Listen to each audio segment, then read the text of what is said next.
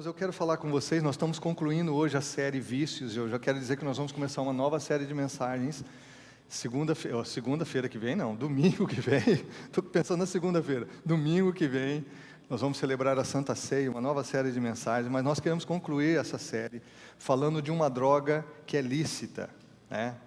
A droga que é lícita, que escraviza muitas pessoas, que destrói muitas pessoas e destrói muitas famílias e tem prejuízos enormes sociais, econômicos, sociais, no nosso país.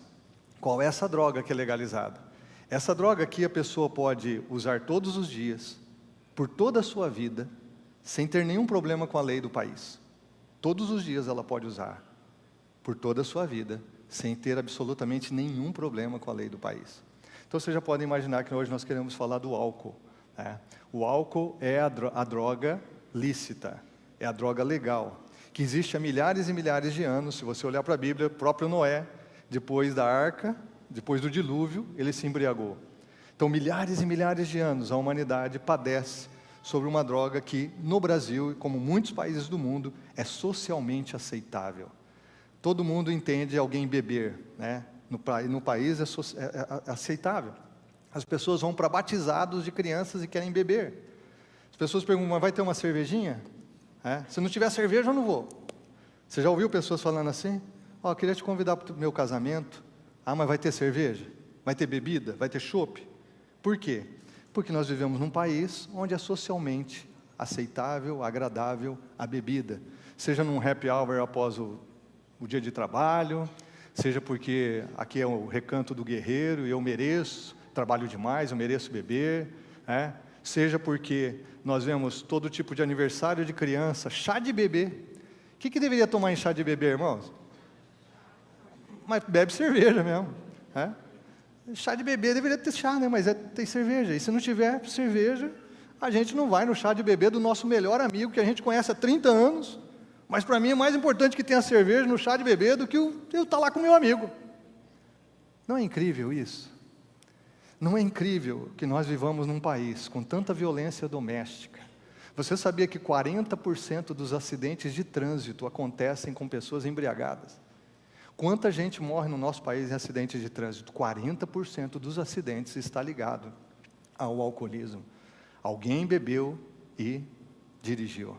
E você sabe que no teste do bafômetro, a lei seca que foi aprovada no país, uma latinha de cerveja a pessoa já não deveria dirigir.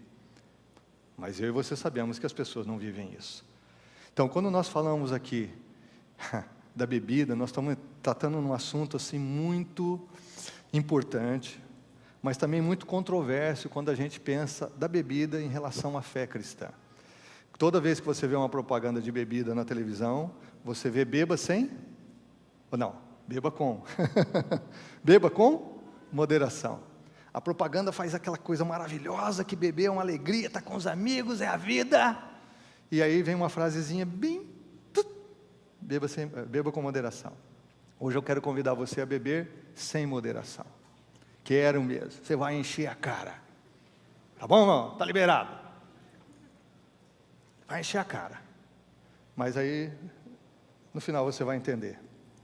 Eu queria partilhar com você sobre isso, porque nós cremos, irmãos e amigos, que tudo que nós mencionamos aqui nesse mês tem a ver com a nossa vida e com a vida das pessoas que a gente ama. E que a vida em Jesus é completamente oposta da vida estabelecida por um vício, por uma dependência. A vida em Jesus é completamente diferente, porque a vida em Jesus é sem restrições. A vida em Jesus é sem limitações. A vida em Jesus, ela é abundante. E é por isso que nós estamos aqui adorando. É Ele. Tem tudo a ver com Ele, tudo a ver com Ele, é Jesus. Nós que temos conhecido a graça de Deus em Jesus, entendemos o que é a vida. É interessante, muitas vezes as pessoas vão para acampamentos, nossos retiros, e falam, poxa, mas que legal, todo mundo se divertiu aqui, todo mundo se alegrou, que fim de semana maravilhoso, ninguém precisou beber. Mas realmente, ninguém precisa beber para ter alegria. Ninguém precisa beber para ter contentamento. Ninguém precisa beber para ter satisfação. Essa é algo estabelecido por uma cultura que legaliza uma droga que destrói as pessoas. Agora, o que acontece com a bebida, irmãos e amigos? É que a bebida, ela mexe, obviamente, o mecanismo psico, emocional, físico, e ela destrava as pessoas. Porque uma pessoa que bebe, ela fica menos ansiosa. Se ela vai para uma festa e ela bebe, ela já está menos ansiosa. Pode ser um lugar que ela não conhece ninguém. Ela fica menos inibida, né? Ela fica mais solta, ela conversa melhor. Então, ela tira as tensões das pessoas. É por isso que tem gente que começa a usar a bebida para aliviar sintomas até de depressão. E funciona. Por um período funciona. Ela começa a beber e alivia as angústias, as mágoas. Quem aqui já não ouviu? Vamos beber para celebrar. E vamos beber para afundar essas mágoas aqui, para afogar nossas mágoas. Sempre há uma razão para a bebida. E sempre há uma razão que pode abrir uma porta terrível para a destruição da vida dessa pessoa. Eu estava ouvindo um psiquiatra falando, e ele estava dizendo assim que toda pessoa que saiu do controle para o descontrole na bebida apresenta 3 marcas. Porque essa questão no nosso país, e como em qualquer país do mundo, é que como é socialmente aceitável, as pessoas iniciam e pouco a pouco elas vão, né? Pouco a pouco elas vão se acostumando com aquilo, elas vão, então, bebendo mais ou bebendo com mais frequência, e obviamente muitas vão realmente chegar ao estado de dependência. Mas esse psiquiatra, ele fala 3 coisas que acontecem com alguém que já está apresentando sintomas de descontrole. Primeiro, a atitude dessa pessoa é onipotência. Ele diz assim, não, eu posso parar a hora que eu quiser. Esse já é o primeiro sinal de que você não pode. A onipotência, não, eu posso parar a hora que eu quiser. O segundo sinal dessa pessoa é a negação. O cara vai lá numa consulta, o cara chega num gabinete pastoral, não, pastor, não tem problema nenhum. Minha mulher que fica pegando no meu pé aqui, mas eu não tenho problema nenhum com bebida. A negação é o segundo sinal que você já está perdendo o controle. Terceiro sinal é a projeção. Não, mas eu bebo porque minha mulher é muito chata. Quem que aguenta essa mulher aqui? Eu bebo porque meu patrão não me valoriza, trabalho lá há 10 anos, até hoje não fui promovido. Eu bebo porque minha família nunca me apoiou em nada. Aí eu começo a projetar, justificar a minha bebida em tantas outras coisas que eu projeto. A Bíblia diz o que, irmãos, sobre a bebida? E aqui é que nós vamos chegar. Mas antes de chegar nisso, eu só quero mencionar o seguinte. O abuso de álcool contribui para mais de 3 milhões de mortes no mundo. 5% das doenças e lesões, produto do álcool, como tantas doenças crônicas, e entre elas o câncer e doenças cardiovasculares. O que é mais triste é ver a população brasileira, 22,1% da população brasileira adulta consome o álcool de forma abusiva, 22%. Imagina, irmãos, cada 10 pessoas, 2 pessoas no Brasil têm problema do abuso do álcool. Pior, entre os jovens, entre o consumo de jovens na faixa etária de 18 a 24 anos, o índice de consumo abusivo do álcool, na pesquisa em 2023, coloca 32,6%. Entre os jovens, entre essa faixa etária, esse recorte, 18 a 24 anos. Um desses jovens, muitos deles, que começam a beber na juventude, vão beber o resto da vida, até morrer. E quando eu falo desse assunto, irmãos e amigos, eu falo porque na nossa família, eu e André, eu perdi um tio, com 50 e poucos anos, de cirrose. Ele virou andarilho, ele perdeu tudo, tudo por causa da bebida. E meu pai, na época eu era pequeno ainda, mas meu pai conta que quando ele estava para morrer, ele fez um pedido para o meu pai. Ele falou, eu quero que vocês coloquem uma garrafa de pinga no meu caixão. Olha o pedido que ele fez. A situação que um homem chegou. Aí eu estou conversando com o André, a gente estava lembrando. O irmão do meu sogro, mais novo, eles são vários irmãos, mas logo após o meu sogro, também morreu de beber. 50 e poucos anos, morreu de beber. Ou seja, nas nossas famílias, e ainda contar que a família do meu sogro, meu sogro foi para o seminário com 14 anos. A família do meu sogro é uma família que foi criada dentro da igreja. E 3 dos irmãos dele viveram com bebida. Um deles, graças a Deus, talvez está até nos assistindo aqui, se libertou completamente, aí com a idade mais avançada. Eu venho de um lar que no período da minha adolescência, meu pai teve problema com bebida. E eu digo isso com muita tristeza, mas naquela época, quando, por causa da bebida, havia uns confrontos dentro de casa, as brigas entre meu pai e minha mãe, a família toda desestruturada, eu achei Algumas vezes eu pensei assim, se meu pai morresse seria melhor. Se meu pai morresse, os problemas em casa seriam resolvidos. Meu pai tem um coração incrível, coração de amor, muito carinhoso com os filhos, mas quando bebia, aí a coisa se estragava toda. E eu me lembro até hoje que por vezes eu pensei, se ele morresse seria melhor. Eu não queria isso, mas o sofrimento, a dor, a angústia dentro de casa era muito grande. Graças a Deus que Deus não levou, Deus o salvou em Jesus Cristo. E depois, alguns anos depois, ali 3 ou 4 anos, ele foi salvo pela graça, foi liberto da bebida, eles estão casados. Opa, o que aconteceu com o meu microfone aqui? Até assustei. Aleluia. Vocês estavam me ouvindo o que eu estava falando antes ou não? Tá. Então tá bom. Graças a Deus, já completaram 50 e poucos anos de casados, mas Deus teve que intervir na história da minha família, realmente, porque é uma lástima, é uma tristeza a família ter que enfrentar o problema da bebida. Alguns sintomas do alcoolismo, você sabe, é o desejo de beber, forte desejo, dificuldade de controlar o consumo, uso continuado, apesar de consequências negativas. Tem gente que fala para mim, não pastor, mas eu bebo só uma cerveja, mas bebe todo dia. O que precisa ser todo dia, não importa a quantidade. Se você precisa fazer algo todo dia, é porque você está dependente disso. Aumento da tolerância, a pessoa começa a beber, ela vai ficando mais tolerante. E aí parece que não está tendo efeito nela, que ela tem controle. É que ela está aumentando a tolerância. Mas ela não vai, ela tem um limite, toda pessoa tem um limite. Abstinência física, quantas pessoas? Sudorese, tremores, ansiedade. Você conhece profissionais que não conseguem trabalhar sem beber uma logo de manhã, porque a mão treme. Não consegue lidar com a vida sem a bebida. Mas o que importa para a gente aqui, porque eu e você, eu estou falando de um assunto que, se pensarmos aqui, você teria tantas outras histórias como eu tenho. Vivendo no Brasil, todos nós temos alguma história ligada ao alcoolismo. Todos nós temos um Natal que acabou porque alguém bebeu e teve um brigueiro lascado. Todos nós temos uma história para contar de uma festa de fim de ano que estava sendo beleza, até que o pessoal ficou meio alegre e o negócio desandou. Todos nós temos uma história. Todos nós temos uma história na família. O que a Bíblia diz sobre a bebida, irmãos? Eu quero esclarecer que a Bíblia diz duas coisas, e eu quero tentar ser bem pedagógico sobre isso, porque é importante a gente entender. Primeiro que a Bíblia diz sobre a bebida é que a embriaguez é pecado. A embriaguez é pecado. Isso é claro na Bíblia, não tem como a gente mudar isso, a embriaguez é pecado. Efésios 5,18, Paulo diz assim, não se embriaguem com vinho que leva à libertinagem, que há contenda, mas deixem-se encher pelo Espírito Santo. O vinho, a bebida, o que diz? Leva à contenda, à dissolução, à libertinagem, e aí tantas outras coisas. O que eu e você entendemos, e já vimos isso na prática, é que o pecado da bebida, da embriaguez, leva a outros pecados.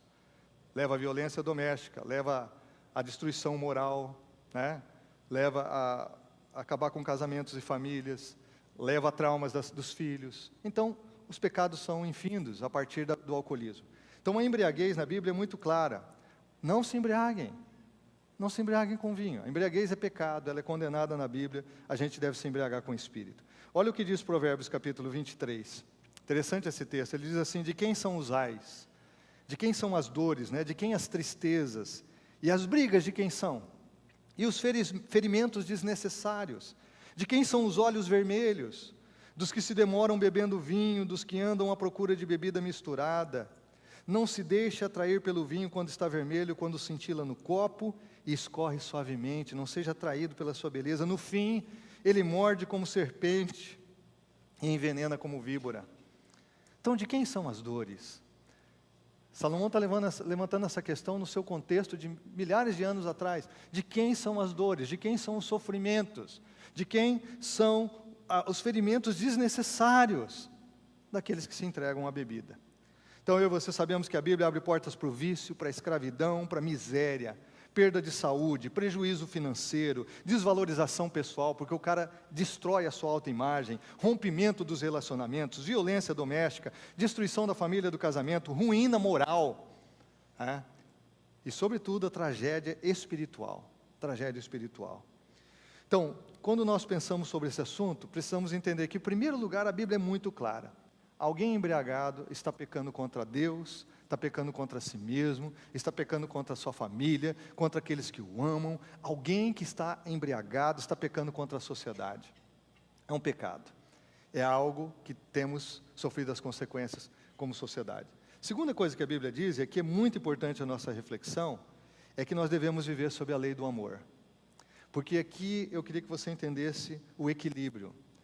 Nós, como igreja cristã, nós temos aqui como comunidade Shalom, igreja local, de sermos equilibrados naquilo que a Bíblia ensina. Seria muito fácil eu chegar para vocês e falar aqui, ó, um extremo ou outro. Gente, está liberado todo mundo beber, porque não é pecado.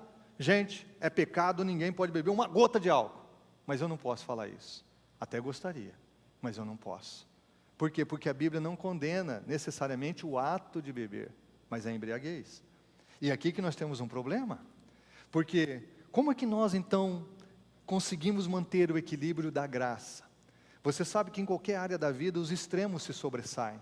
Como é que a gente vive no equilíbrio da verdade do Evangelho, da Palavra de Deus e da graça que nos alcançou em Cristo?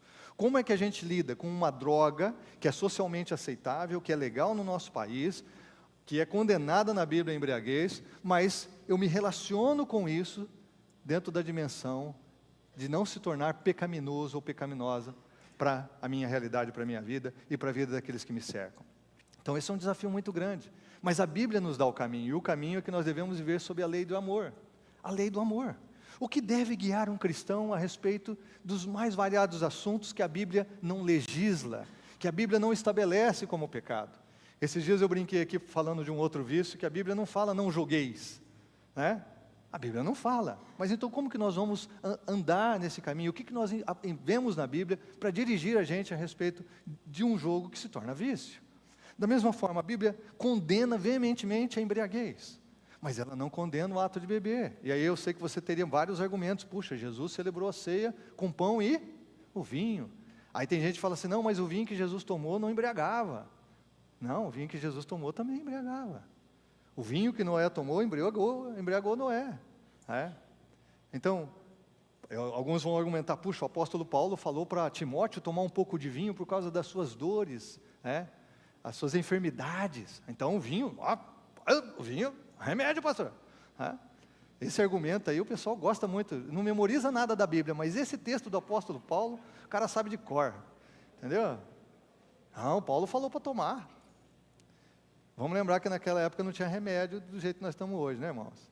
Segunda coisa é que uma recomendação de Paulo, numa situação específica e pessoal, não é doutrina para a gente. Mas o que eu quero dizer a você aqui eu quero falar como igreja, que sejamos cristãos maduros. Cristãos maduros vivem sob a graça, não legalismo. Legalismo gera hipocrisia.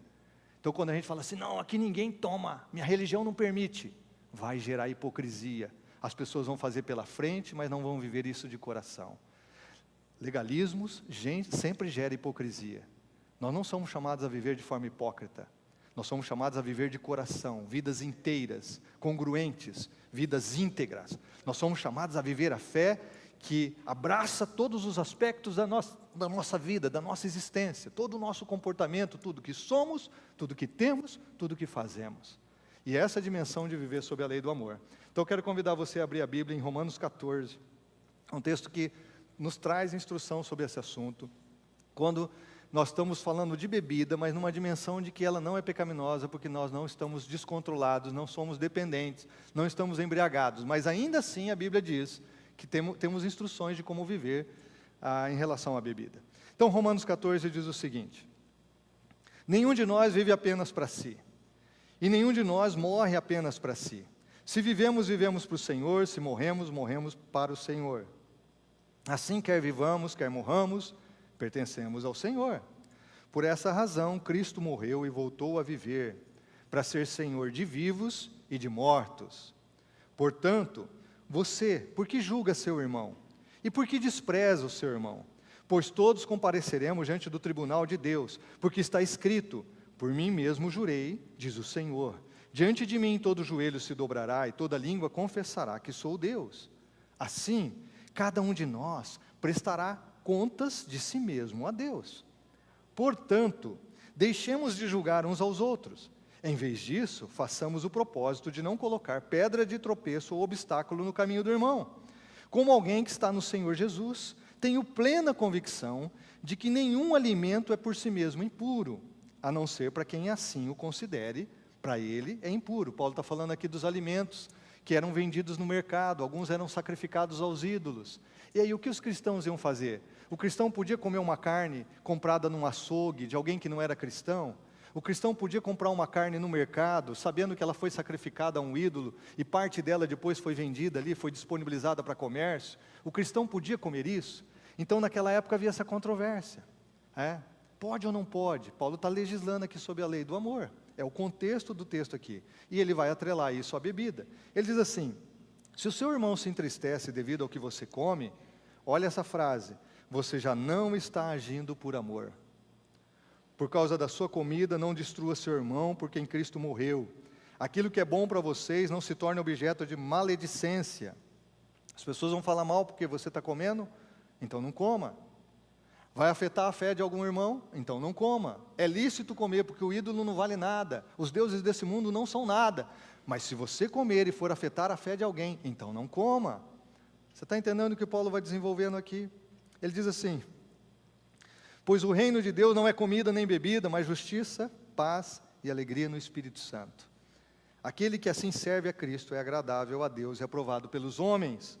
Por isso, esforcemo-nos em promover tudo quanto conduz à paz e à edificação mútua. Não destrua a obra de Deus por causa da comida. Todo alimento é puro, mas é errado comer qualquer coisa que faça os outros tropeçarem. É melhor não comer carne, nem beber vinho. Paulo então atrela a questão da bebida junto com a da comida, que era uma questão crucial na época, nem fazer qualquer outra coisa que leve seu irmão a cair. O que Paulo está nos ensinando aqui, irmãos? E é interessante que no contexto também, Paulo está falando de dias sagrados. Alguns queriam guardar um dia específico como santo, outros acreditavam que todos os dias são santos. Paulo está falando a mesma coisa: vamos viver sob a lei do amor. A lei do amor. Então, quais são as bases para vivermos a lei do amor? Que o que mais importa é se estamos amando a Deus e as pessoas, e não o nosso prazer, não se achamos certo ou errado, mas se estamos entregando o amor. Lembra, a vida cristã é um relacionamento com Deus e com as pessoas. Isso é cristianismo, não é religião, é um relacionamento de amor com Deus e as pessoas. O que mais importa na minha vida e na sua vida é se nós estamos sendo capazes de entregar o amor que recebemos de Deus às pessoas. É isso que é mais importante. Não é o nosso prazer, não é se estamos certos ou errados. Por isso Paulo trata nesse capítulo e tantos outros sobre discussões fúteis. Não, isso não interessa. O que interessa é se nós estamos entregando o amor de Deus às pessoas. Se nós estamos falhando em entregar o amor de Deus às pessoas, então nós estamos errados. Não importa, mesmo que estejamos certos no nosso raciocínio, mesmo que tenhamos o nosso ponto de vista e que ele não esteja explicitamente desobedecendo um princípio bíblico. O que importa é entregar o amor de Deus às pessoas. Quais as bases para essa lei? Primeiro, não pertencemos a nós mesmos. Paulo estabelece aqui: por que nós vamos viver a lei do amor? Porque eu não pertenço a mim. Será que você que está aqui nessa manhã tem essa consciência de que Jesus pagou o preço da sua vida lá na cruz do Calvário? Paulo diz isso: nós somos comprados por um alto preço. Por isso não vivo eu, mas Cristo vive em mim. Nós não vivemos para nós mesmos, nossa vida é para a glória de Deus. Eu e você temos consciência disso hoje, no nosso dia a dia. Vivemos como expressão da graça, porque não somos de nós mesmos.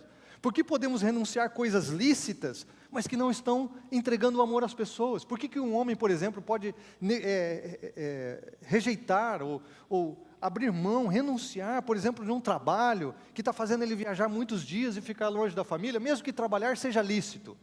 Mesmo que tirar o sustento para a sua casa seja algo honesto. Por quê? Porque eu estou falhando em entregar meu amor à minha esposa, aos meus filhos, eles estão sofrendo, eu estou ficando longe deles, está afetando a minha vida espiritual, estou me expondo a pecados. Não é errado trabalhar fora, mas se eu estou trabalhando e deixando de entregar o meu amor às pessoas, eu vou trabalhar menos, eu vou arrumar outro trabalho. Você entende o que eu estou falando? Nós estamos falando de coisas que são lícitas, mas que Paulo diz, como 1 Coríntios 6,12, não convém, não edificam, não devem nos dominar. Então Paulo diz assim: gente, nós não pertencemos a nós mesmos.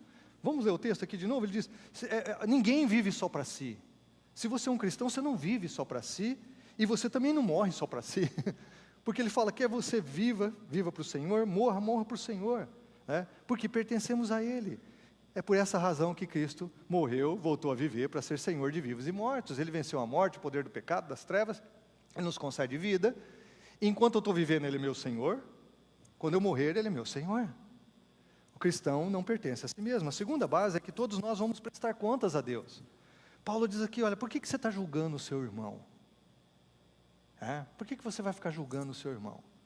Você vai prestar contas a Deus. Por que você também despreza o seu irmão? Porque havia isso, o que comia carne, não sentia culpa com isso, não sentia que estava pecando, ele desprezava, esse cara aqui é fraco, esse aqui fica aí, acha que não pode comer, esse cara aqui que fica querendo guardar um dia específico, esse cara aqui acha que não pode beber, então quem bebe despreza quem não bebe, e vice-versa. Paulo está dizendo, o que é isso? Todos compareceremos diante do tribunal de Deus, assim cada um de nós prestará contas de si mesmo. Só um parênteses sobre essa questão de contas, de julgamento.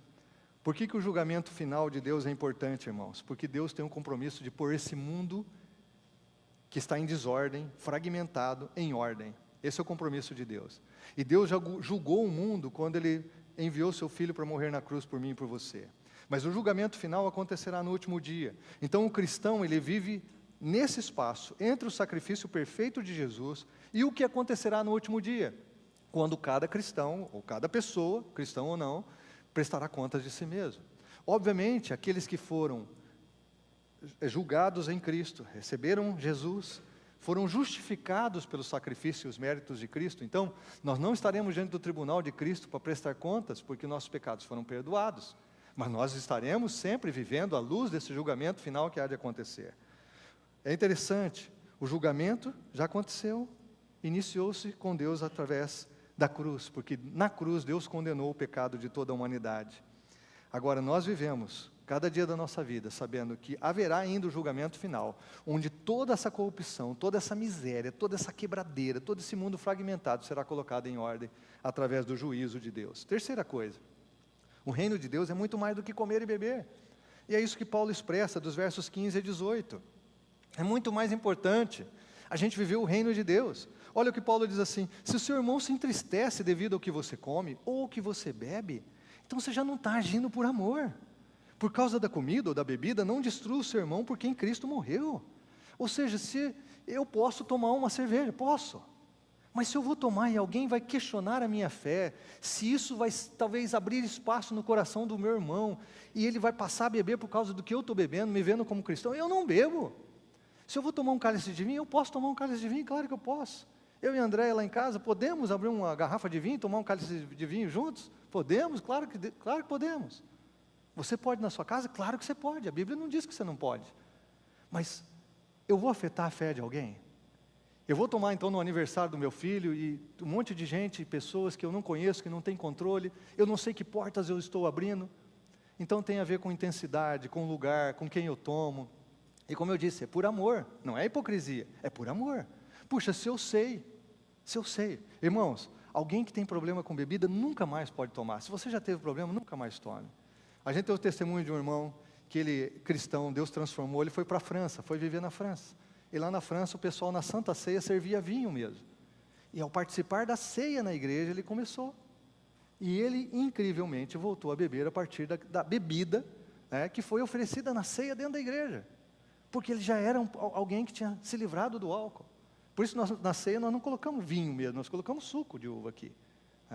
Por quê? Porque é a lei do amor. A lei do amor. Espera aí, eu não penso em mim. Não, então minha festa tem que ter bebida. Mas, espera aí, um cristão não vive para si. Um cristão não vive para si, vive para Deus. Então, olha o que Paulo diz assim, olha, o reino de Deus não é comida nem bebida, é justiça, é paz, alegria no Espírito Santo.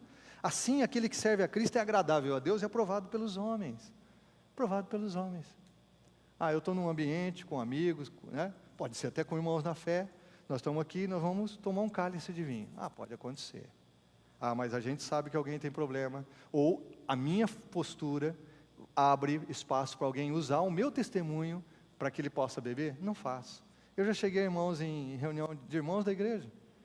Pastor, toma um cálice de vinho? Não, obrigado. Eu podia tomar. Eu não ia me embriagar, não tem problema com bebida, mas não tomo.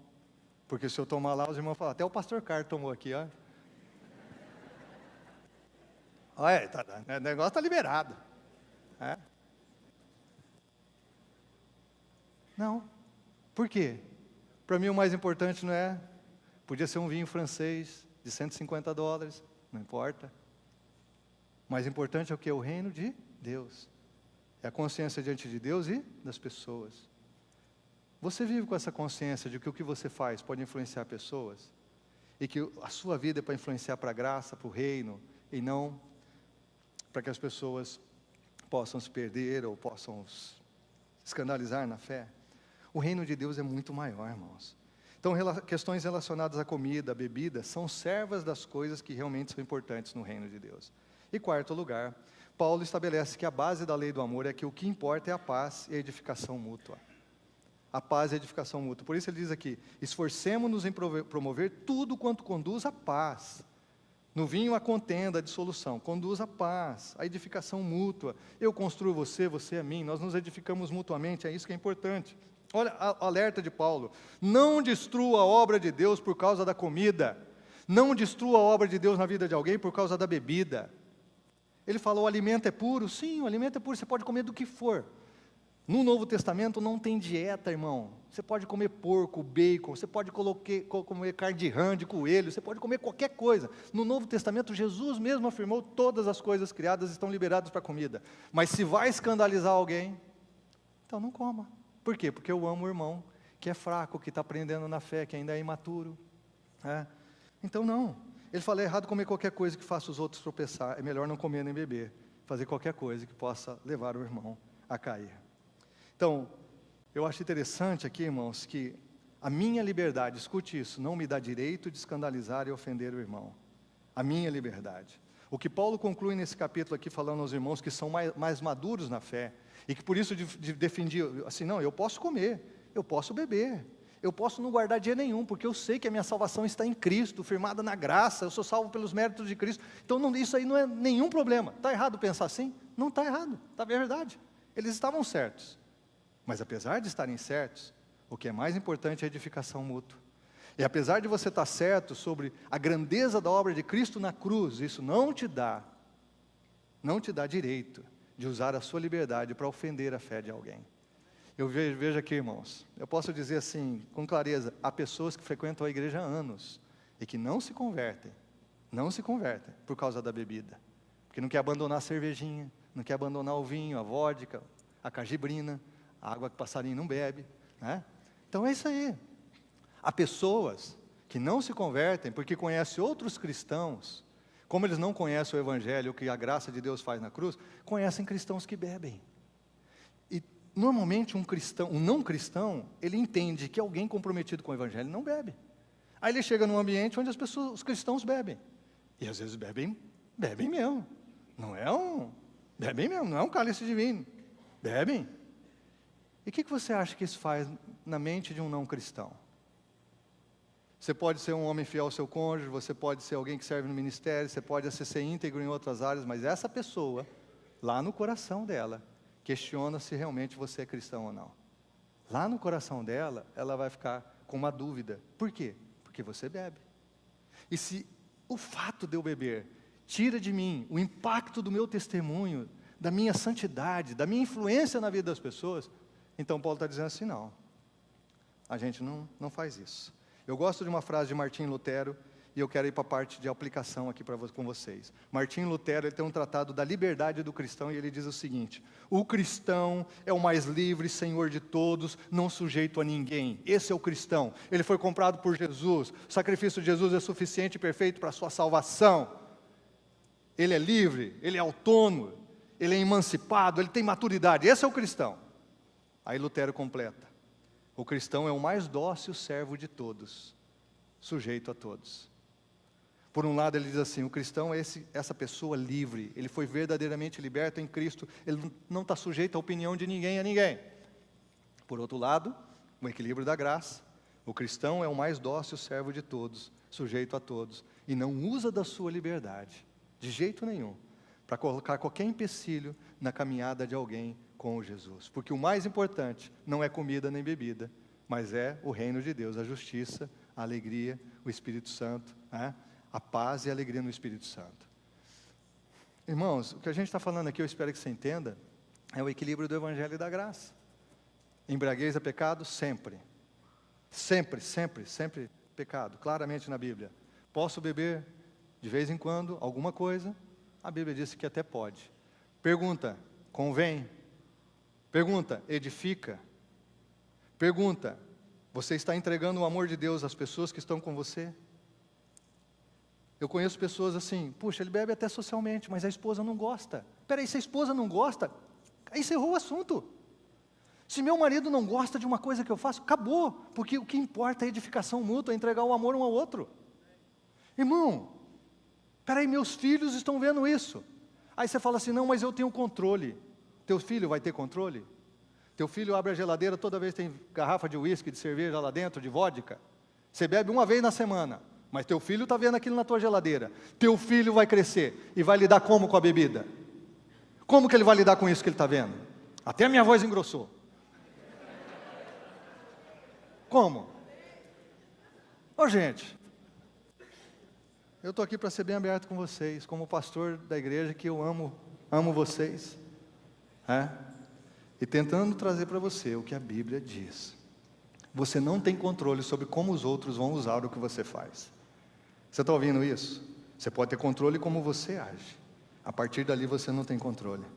Eu fico abismado nas mídias sociais. Agora eu podia baixar um pouquinho aqui, que até eu fiquei assustado comigo mesmo. Nas mídias sociais. As pessoas postam coisas nas mídias sociais. Não. Mas eu não escondo de ninguém que eu bebo. E por que você está publicando isso? Sei lá quantas pessoas vão ver isso. Como as pessoas vão interpretar a sua fé? E você ainda fica publicando? Mas é hipocrisia. Não. Paulo está falando aqui. É o amor. Se você é maduro para não ter dificuldade com a bebida, você não precisa expor isso para as pessoas. Por que você não fala de Jesus? É interessante isso, né? O pessoal posta foto bebendo cerveja, mas não tem um versículo no Instagram dele. Não tem um testemunho de fé. Não tem uma palavra de Deus.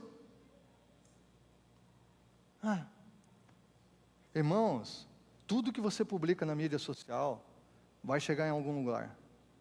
E as pessoas vão avaliar a tua vida por aquilo que você está publicando. A gente tem que ter muito cuidado. Por quê? Porque o que importa é a edificação mútua. Não é eu postar que eu estou em tal lugar e fazendo tal coisa. Você está pensando em quem quando você faz isso? No reino? Nas pessoas? Você está pensando em você. Então tem duas coisas claras aqui para ser bem didático que a gente não pode fazer. Verso 13, portanto deixemos de julgar uns aos outros, em vez disso façamos o propósito de não colocar pedra de tropeço ou obstáculo no caminho do irmão. Duas coisas que não podem acontecer dentro do reino de Deus, irmãos, para a vida de cristãos e da igreja. Não devemos julgar uns aos outros. A Bíblia diz isso claramente, Jesus afirmou isso no Sermão do Monte, não julgueis uns aos outros. Ou seja, você não tem que ficar olhando para as pessoas dizendo assim, mas o fulano faz, esse aqui faz, todo mundo faz. Nossa, esse cara! Pelo amor de Deus, se você aceitou Jesus, o que Paulo diz? Cada um vai dar conta de si mesmo, cuida da sua vida. Cuida da sua vida. Não fica usando o pecado dos outros para justificar o seu pecado. Não fica usando o erro dos outros para falar por que você está errando também, projetando. Não faça isso, a Bíblia diz claramente, cuida da sua vida, cuida da sua fé, da sua espiritualidade, cuide de você e não fique julgando as pessoas. Tem pessoas que parece que ficam procurando no Instagram dos irmãos para ver se alguém está fazendo alguma coisa errada. Para depois mandar um WhatsApp para o pastor. Nossa, pastor, você ouviu? Não vi, irmão. Nossa, mas... Coisa do fundo do inferno isso aí. Gabirota que acusa, o diabo que é acusador dos irmãos. Não é cristão. Cristão ama, cristão tem graça, perdoa. Você nem sabe o contexto. Já começa a julgar. Já mandou até o cara para o inferno, o cara nem saiu dali. Mas já mandou para o inferno, porque tem um julgamento extremo. Por quê? Qual é a tendência humana? Aumentar o pecado dos outros e diminuir o da gente. E a gente diminui o pecado da gente aumentando o dos outros. Então, Jesus já falou, para de ficar olhando o cisco no olho do teu irmão e tira a trave do teu próprio olho. Então, Paulo está falando isso com muita clareza aqui. Não justifique o seu pecado no pecado dos outros. A gente pode ter opinião formada, a gente pode ser realmente pessoa emancipada na fé, madura na fé. Mas aí vem a segunda coisa que Paulo fala aqui. Nosso principal interesse não é em relação a nós mesmos, mas aqueles que estão à nossa volta. Então, mais uma vez, já está claro, mas vou enfatizar. A segunda coisa que nós não podemos fazer é não colocar obstáculo no caminho dos outros. Quando a Bíblia fala de tropeço, caminho, é porque o comportamento na fé cristã tem essa metáfora, essa analogia de caminhar. Viver com Jesus é uma caminhada. O comportamento cristão é visto na caminhada. Então ele fala, não coloca tropeço para as pessoas caírem, não seja empecilho, não deixe as pessoas realmente terem algum espaço para pecarem por conta de você, do que você está fazendo, comendo, bebendo ou qualquer outra coisa. Paulo diz em 1 Coríntios 10:31, quer você coma, beba, faça tudo para a glória de Deus. Então o que Paulo afirma aqui no verso 14, que a comida pode se tornar impura mesmo, se aquele que está comendo considera impura. Diante de Deus, toda comida está liberada, toda carne, mas se a pessoa que vai comer, ela considera, não, isso aqui é impuro, então para ela é impuro, para ela virou pecado. Então é lícito alguém tomar um cálice de vinho? É lícito, mas se a pessoa que for tomar, ela considera aquilo impuro, se tornou impuro, para ela virou pecado, para ela acusa a consciência, para ela está se perdendo a comunhão com Deus. Então nós devemos cuidar do que fazemos. No verso 20, quando Paulo diz aqui, ele diz, a comida pode tornar-se de fato nociva, se ao comê-la, você faz com que alguém venha cair. É lícito tomar um gole de bebida alcoólica, ok, mas se você vem cooperar para alguém cair, isso se tornou nocivo, que é pior do que impuro. Isso se tornou realmente um obstáculo na caminhada dessa pessoa, e é tudo que eu e você não queremos, porque não é o que Deus quer, e é tudo que o diabo quer que aconteça na vida das pessoas que estão à nossa volta. Então, duas coisas que nós não podemos fazer, de jeito nenhum. Não julgue, cuide da sua vida. Por outro lado, cuide da vida dos outros. Não para ver os defeitos, mas para edificar essas pessoas. Você entende a diferença? Eu não olho para a vida dos outros para procurar pecados, defeitos nos outros e justificar os meus.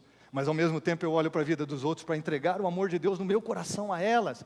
Eu olho para a vida das pessoas para que eu possa ser um instrumento de edificar a sua fé. Eu olho para as pessoas e me preocupo com elas, porque foram pessoas que Jesus deu o seu sangue na cruz. Eu me preocupo com a minha família, com os meus amigos, meus vizinhos. Eu me preocupo e me porto com dignidade diante de Deus, porque exatamente eu me preocupo com cada uma dessas pessoas.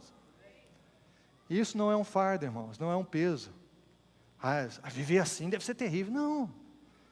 Viver inundado do amor de Deus, compartilhando esse amor com as pessoas, a melhor vida que você pode ter. Não viver para você a melhor vida que você pode ter.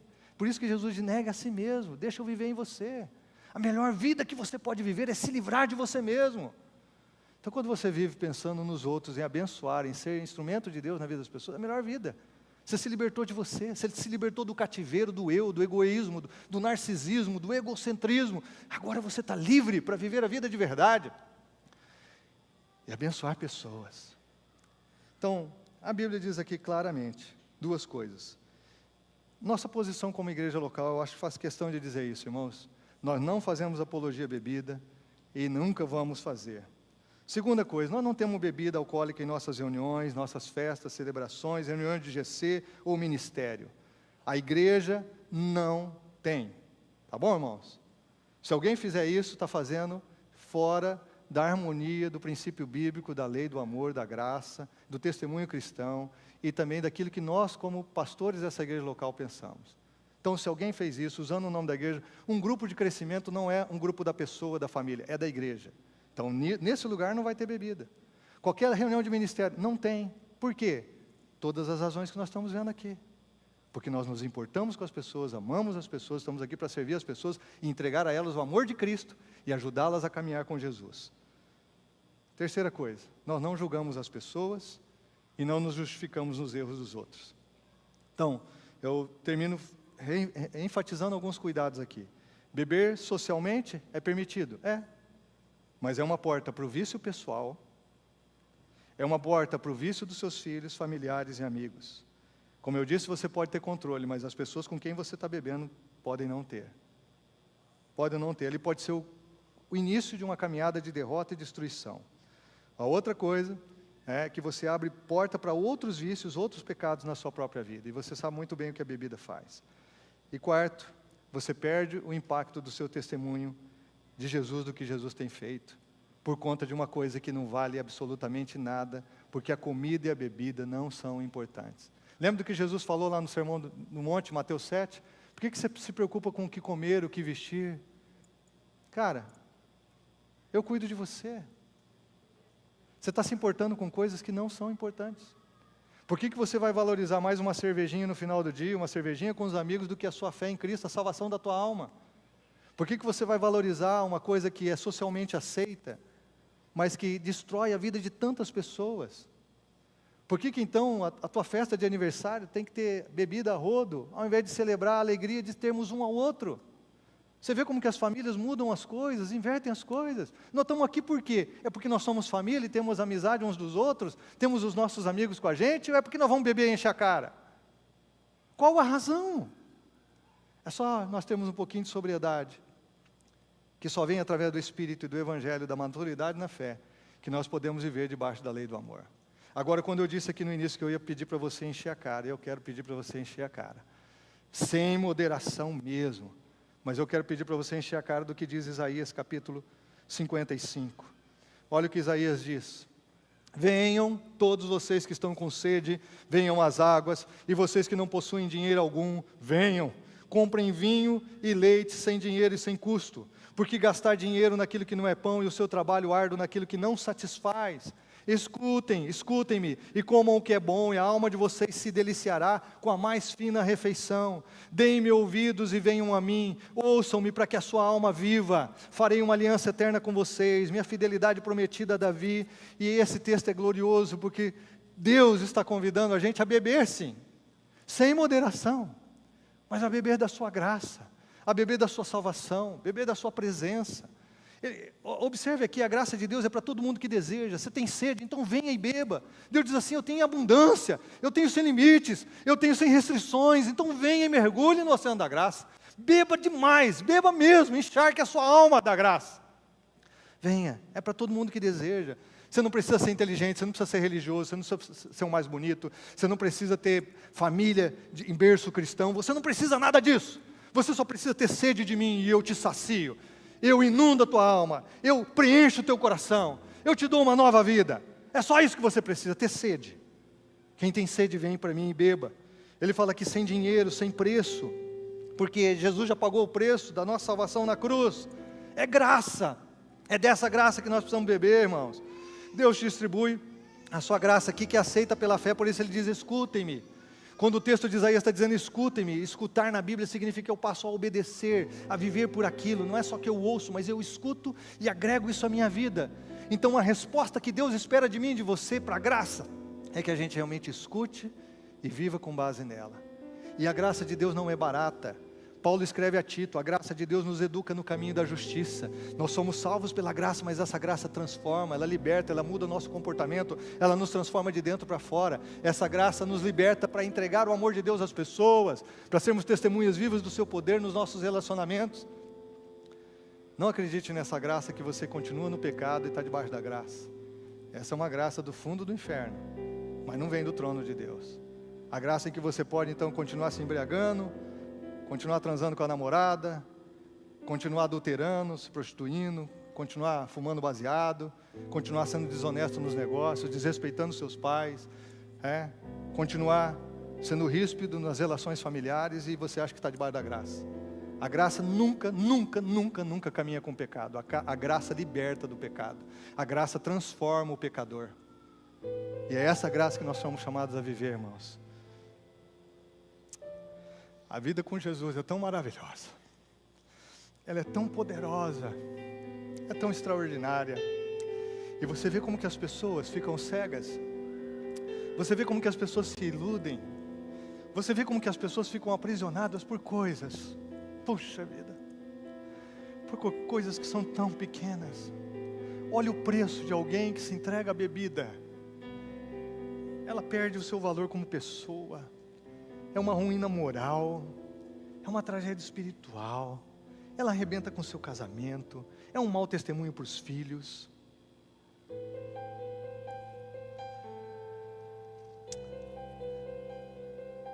Muitas vezes se transforma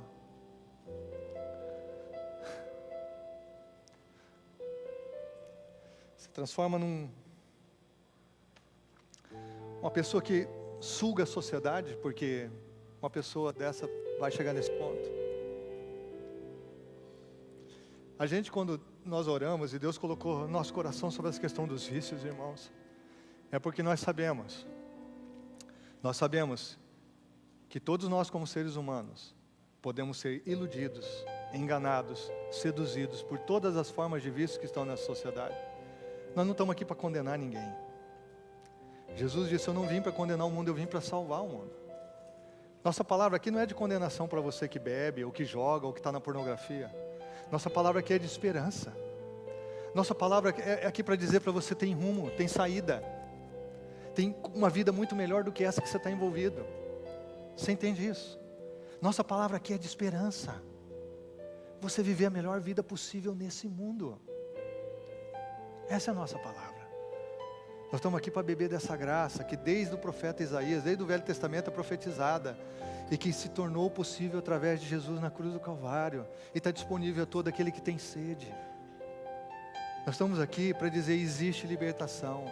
Se você tem algum problema em qualquer um dos vícios mencionados, ou qualquer outro que a gente não teve como mencionar aqui, Deus tem libertação para você. Se você conhece um familiar, um amigo que está sofrendo, você pode ser um canal de trazer luz a essa pessoa, através das suas orações, do seu testemunho. Deus tem libertação e transformação para essas pessoas. E eu quero orar por isso, irmãos. Nós vamos terminar cantando uma música aqui.